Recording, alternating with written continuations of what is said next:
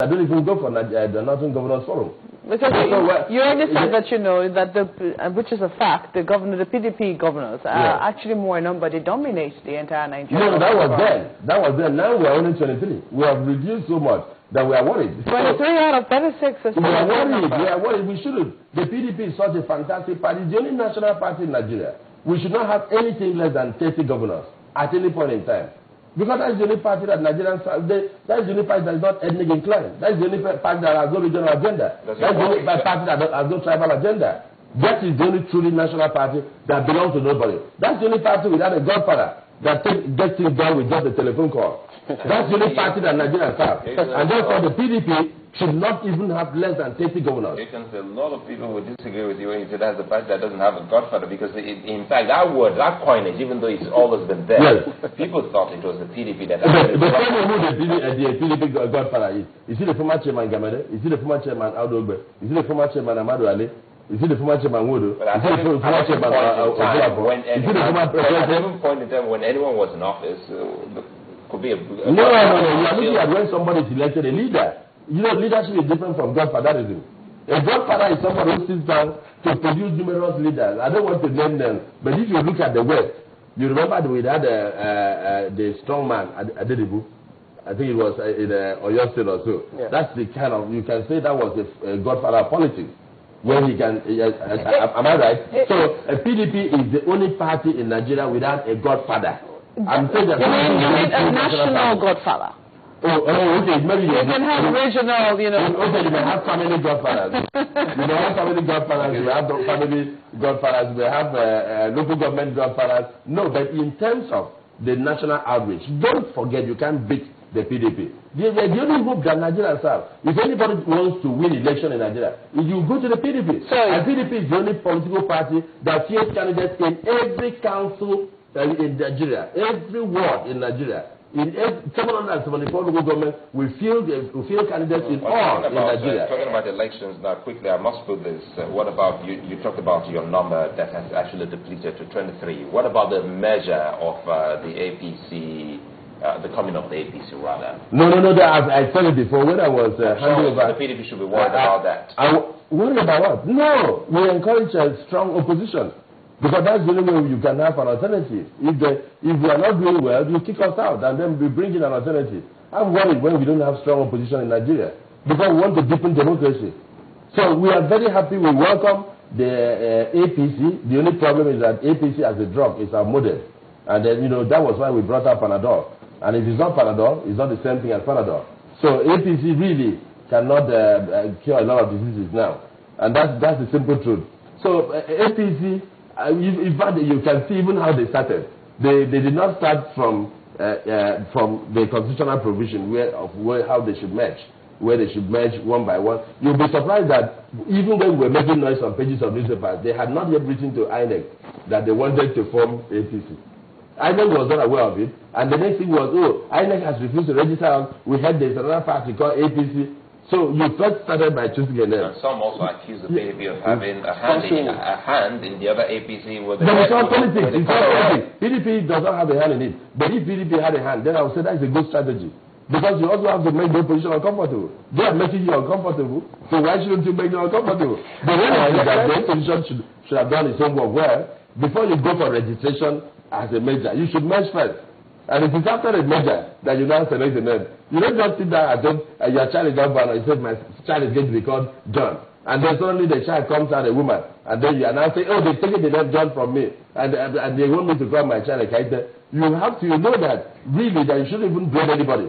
You should not have given the child a name before the child was born. You should have waited for the sex of the child to come. I think that's the point. Yeah, I know Chairman wants to put this, but again, because a whole lot of people will not forgive us coming to Akpabio and not ask you, perhaps, to clarify. Please. That you used your hand to strike off someone who was elected. Tell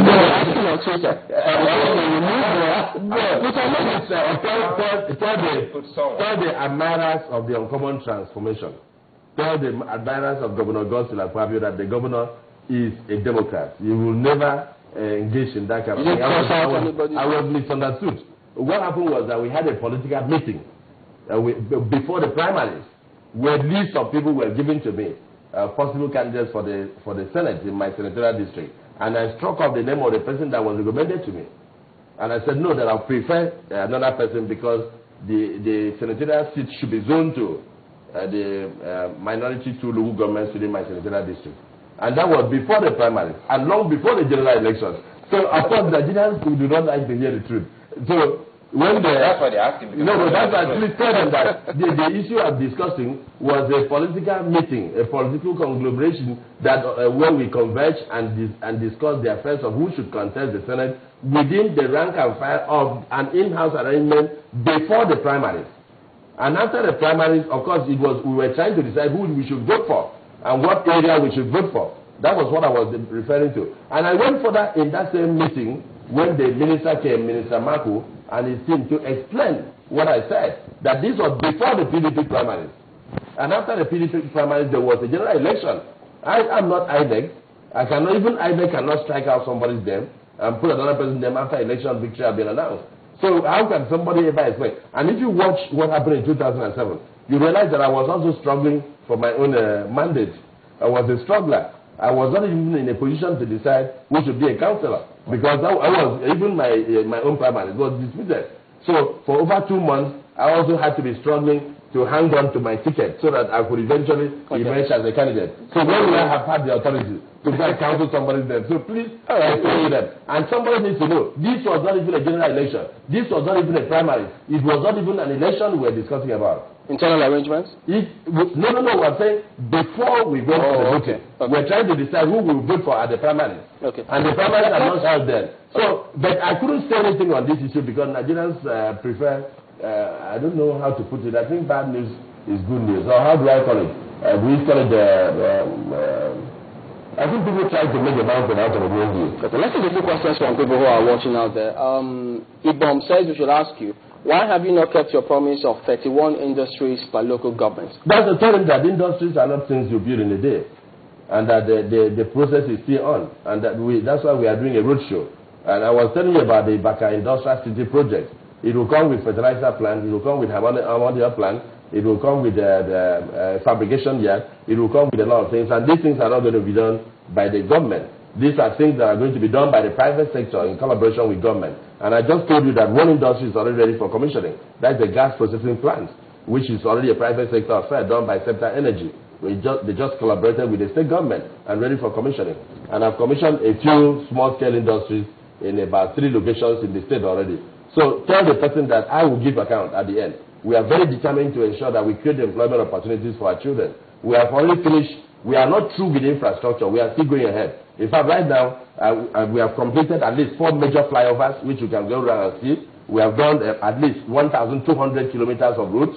We have done at least 300 urban routes. We have done at least 5 brand new general hospitals. We are building a state-of-the-art international hospital at a time here. We are now on the final floor. We are building a second 5-star hotel, which we are on the 15th floor. We are building a shopping mall, which is completed. We have finished the Cineplex, and 6 cinema studios are functional. We are building an international terminal building as I speak with you now. We are doing a second runway. We have done the first phase of the international airport on the Akpabio, and we have at least 3 different airlines coming every day. In 2011 alone, we carry 403,000 passengers. We are doing a second runway. We are doing the maintenance, repair, and overhaul facility. I've just got permission from the federal government to dualize from here to Abia State. And we have started that already, the dualization of Uyo to Aba, in order to create economic linkage and bring the 2 states together. And we have, in housing, we have delivered. As I speak now, we have finished 2,000 units of houses. We have roofed them. And we are going to hit 10,000 units of houses. May I quickly butt in here then and quickly pose another one, because we have to take as many as possible. This one is from Anekeme Thimba, and he's wondering about the welfare of workers. You definitely want your workers to be able to purchase some of the things that you have in your state. Yes, we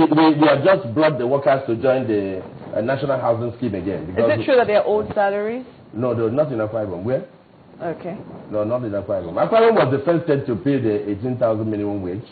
And not only that, I take salary payment of workers as a first-line charge.